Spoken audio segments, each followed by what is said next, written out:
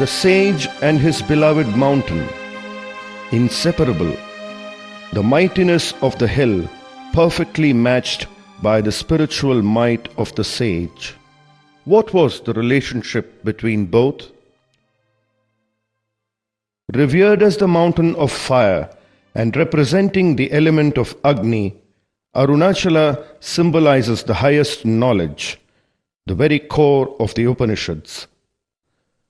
Arunachala, being one of the oldest rock formations on earth, reinforces the ancient tradition that holds this mountain to be most sacred.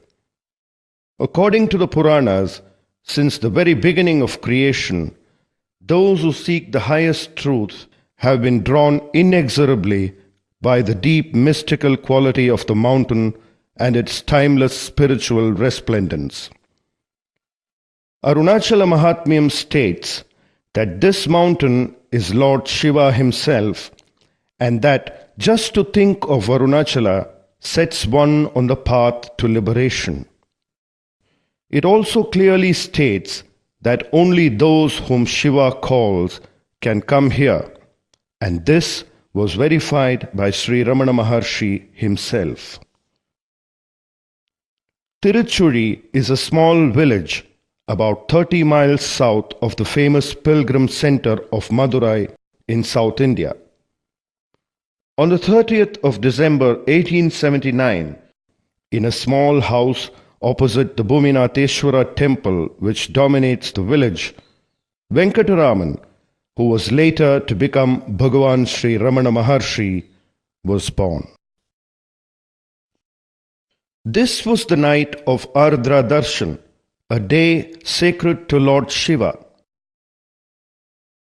As the deity re-entered the temple after the ceremonial procession, the first cry of the child was heard from this room.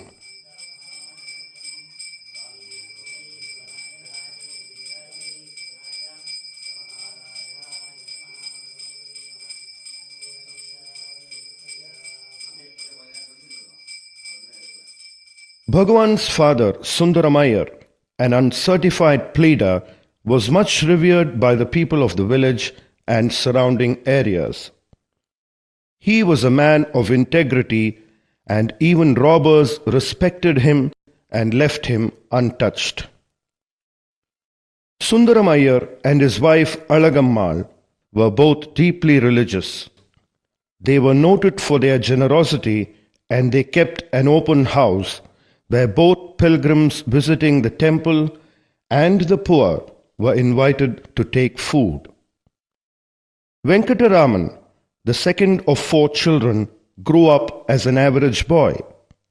There was nothing particularly distinctive about his early years, except that he was a deep sleeper.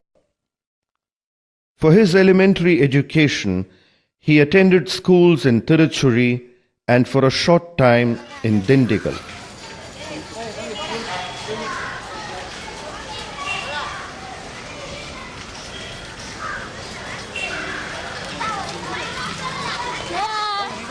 In 1892, tragedy struck the family. Venkataraman was just 12 years old when his father Sundaramayar died, leaving the family to be cared for by his 2 younger brothers.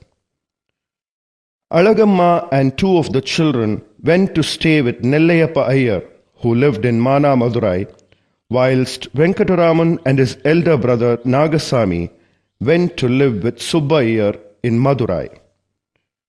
There he continued his education at the Scots Middle and American Mission High School.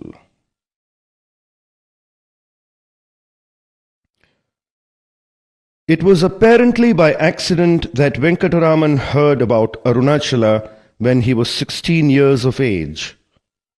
One day, an elderly relative of his called on the family in Madurai. The boy asked him where he had come from. On hearing him mention Arunachala, a strange, inexplicable wave of emotion swept the boy's heart. He then asked, "What? From Arunachala? Where is it?" and the relative replied that Arunachala was Tiruvannamalai. The act of destiny had begun.